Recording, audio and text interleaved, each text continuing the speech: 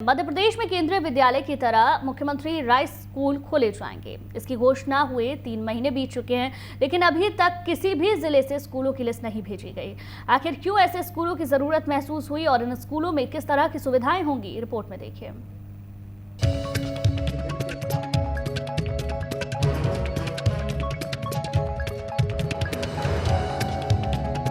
MP में कैसे खुलेंगे सीएम राइज स्कूल?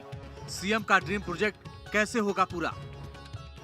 इन सवालों का जिक्र इसलिए है क्योंकि शिक्षा को बेहतर बनाने के लिए सीएम ने निजी स्कूलों की तर्ज पर स्कूलों को विकसित करने की घोषणा की थी।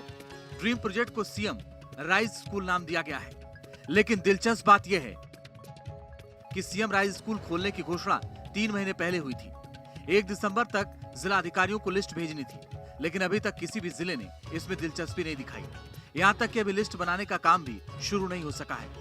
दरअसल 1,02,000 स्कूलों को मर्ज कर सीएम राइज स्कूल खुलना है। केंद्रीय विद्यालय की तर्ज पर सुविधाएं देने की योजना है। 15 से 20 किलोमीटर के स्कूलों को मिलाकर प्रदेश में 9200 स्कूल तैयार होने हैं। 3 साल की समय सीमा निर्धारित की गई है, लेकिन जिलों में प्रशासन का जो रवैया है उससे इसके समय पर पूरा होने पर संशय है। अब आपको ये भी बता देते हैं कि सीएम राइज स्कूल में किस तरह की सुविधाएं होंगी। तो जानकारी के मुताबिक स्कूल का कैंपस कवर्ड होगा।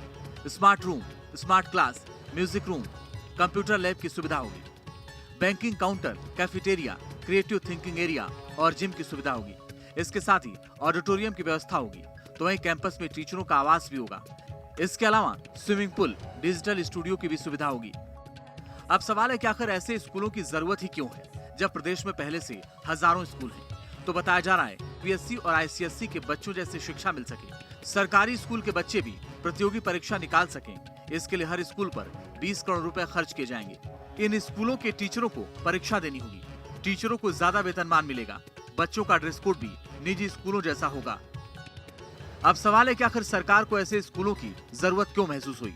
तो आंकड़े बताते हैं कि 2018-19 में छात्रों की संख्या 91,55,521 थी। 2019-20 में 88,75,153 नाम ही दर्ज हो पाए, यानी एक साल में ही 2,80,368 बच्चे स्कूल छोड़ गए। ठीक उसके उलट निजी स्कूलों में छात्रों की संख्या में बढ़ोतरी हुई। प्रदेश में निजी स्कूलों की संख्या 35,411 है। 2018-19 में 65,79,958 छात्रों का दाखिला हुआ था, लेकिन 2019-20 में 66,60,966 बच्चों का दाखिला हुआ, यानी निजी स्कूलों में करीब 81,000 छात्रों की संख्या बढ़ी। मतलब साफ है कि सरकारी स्कूलों से अभिभावकों का भरोसा उठ रहा है। जब तक शिक्षा का स्तर नहीं सुधरेगा, सरकारी स्कूलों में बच्चों को पढ़ाना एक बड़ी चुनौती है।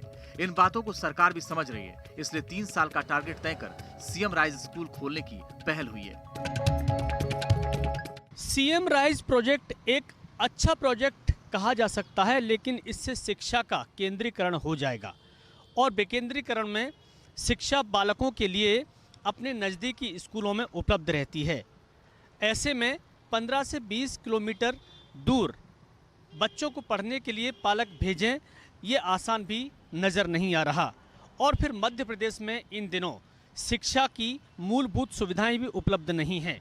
कहीं शिक्षक है तो बच्चे नहीं, कहीं बच्चे हैं तो पढ़ने के लिए भवन नहीं।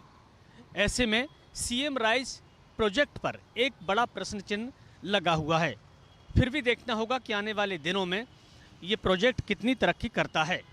वीडियो जर्नलिस्ट राजकुमार कुशवाहा के साथ विनोद शर्मा, न्यूज स्टेट।